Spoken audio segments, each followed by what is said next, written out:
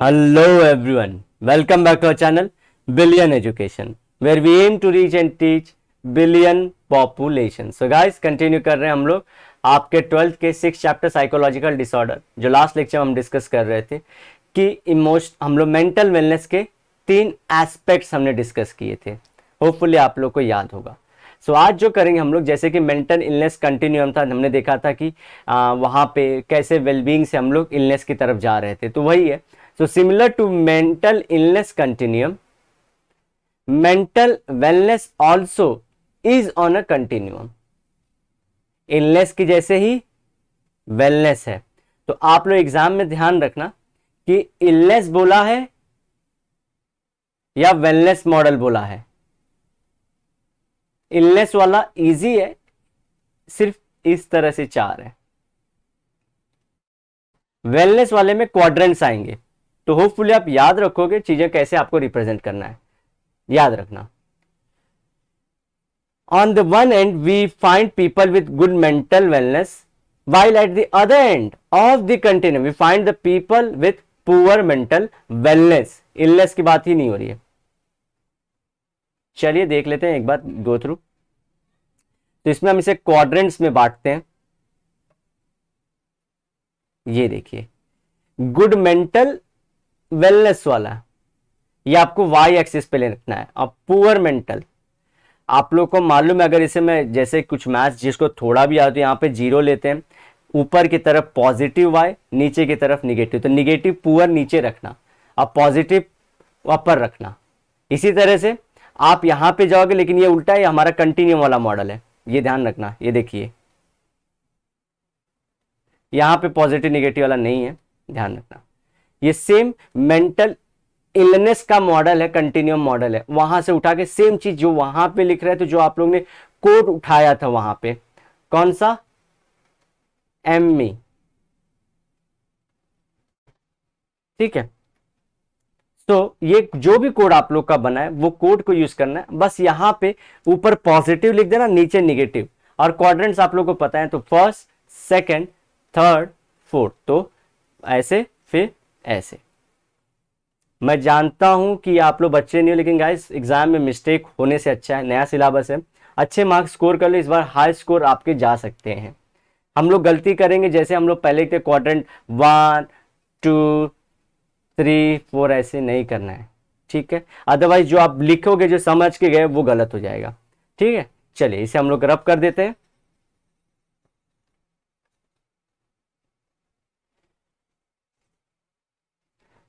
Wellness, wellness, please remember, wellness, wellness. यहां पे illness, ये इलनेस वाला है, देखिए मेंटल इलनेस वाला है, मॉडल है ये। चलिए, wellness continuum can be better understood using the following diagram which is based on illness wellness continuum model. Illness wellness continuum model, mental illness continuum model, Venugopal, Andugopal, Ram Gopalachari Iyer, वैसा वाला हो गया। Given by John Travis in 1972, जब India Pakistan war हुआ था। The horizontal line A denotes the illness continuum, while vertical line B denotes wellness continuum. So we get 4 quadrants or compartments. तो again ये हमारा A है इनका, ये देखिए A, ये B,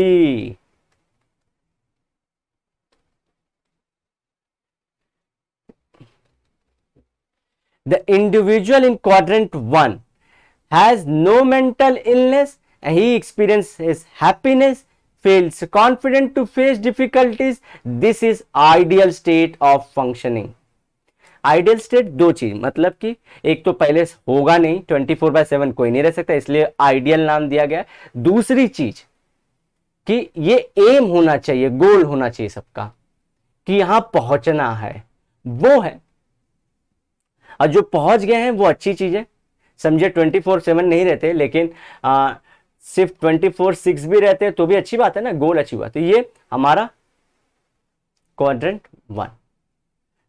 लेफ्ट में देखना आप लोग को, ये देखिए एक्सट्रीमली, कैसे ये लोग बोल रहे हैं कि लेफ्ट वाला अच्छा है। यहाँ पे आप देखिए, ग्राफ को रीड करिए, ये देखिए एक्सट्रीमली हेल्दी और हेल्दी ही है हमारे एक्स एक्सिस पे। वाई पे आप देखोगे तो ये गुड वेलनेस वाला है, मेंटल है, सो ये तो पूरा अच्छा वाला ही है ना, ठीक है। अब क्वाड्रेंट टू नीचे की तरफ, नीचे तो देखो, नॉट पीछे तो देखो, क्वाड्रेंट टू। फिर से यहां पे देखिए हेल्दी है लेकिन वेलनेस पुअर है, तो देखते हैं। In the quadrant two also the individual has no mental illness है ही नहीं, but he experiences subjective feeling of grief and unhappiness and sees no goal in life. देख रहे हैं जो गोल ऑफ लाइफ सीधा सीधा जोड़ना है, जो आपने वहां पे वेलनेस के पढ़े थे, वो हमारा करण का एग्जाम्पल और वो सब जो थी वो सब याद रखिए। Individual belonging to quadrant 3 is suffering from mental illness. ऊपर ऊपर ध्यान में आया, जेड बनाया था लेकिन इन्वर्टेड टाइप था, ऐसा जेड। तो देखिए क्वाड्रेंट 3 तो मेंटल इलनेस है इसको, क्योंकि ये इलनेस के सेंटर में आ चुका है, लेकिन इसका वेलनेस है, लाइफ में गोल है, लाइफ में गोल है। But in spite of illness he experiences high sense of subjective well-being, has good self-esteem and is hopeful। गोल है इसके पास। सब्जेक्टिव मतलब बहुत सारी चीजों पे वो आप उसको पाओगे कि वो अच्छा करना चाहती या करना चाहता है। अब सब्जेक्टिव कैसे, अगर आप देखोगे उसकी हरकतें, वो लगता नहीं है कि ऐसा कर पाएगा, लेकिन जो उसकी आशा है, उसका जो विश्वास है, वो उसे करने को लगता है कि वो कर लेगा, समझ रहे हो। अब चौथा वाले पे आते हैं, the individual who has twofold problem. सबसे खराब, has mental illness at the same time he is experiencing distress and sees no goal in life. इसे इजी कर दे, इसे यहां पे जब भी एग्जाम में ना याद आए यहां पे लिख देना। देखिए पुअर मतलब नो गोल, भले आपको characteristic no hope,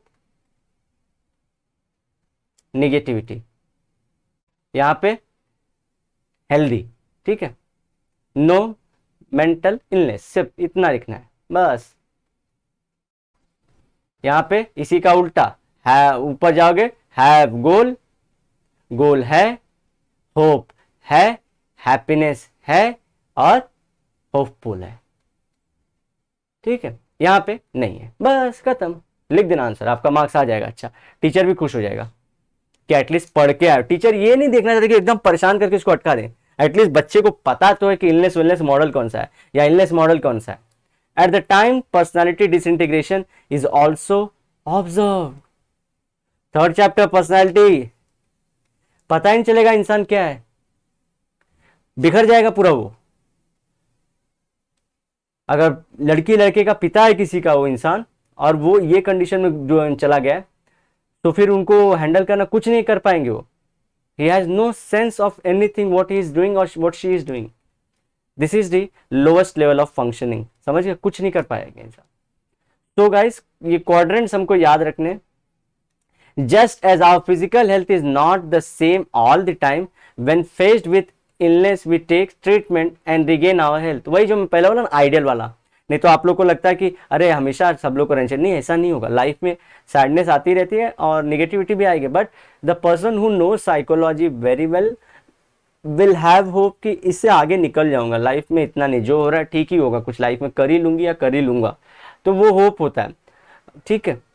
in the same way, अच्छा जिनका कॉन्फिडेंस बहुत हाई होता है ना गाइज, जिनको अपने स्किल पे विश्वास होता है और वो मेहनत करके रहते हैं ना, nobody can touch them, they are fireball. वो चलेंगे। बहुत कम लोग होते हैं, इसलिए हम लोग उनसे मिल नहीं पाते। बहुत कम लोग होते हैं जो ओरिएंटेड रहते हैं ऐसे, इसलिए ये चीज़ों को लिया, इन लोगों से जनरल पब्लिक में मिलना हमारे लिए टफ है।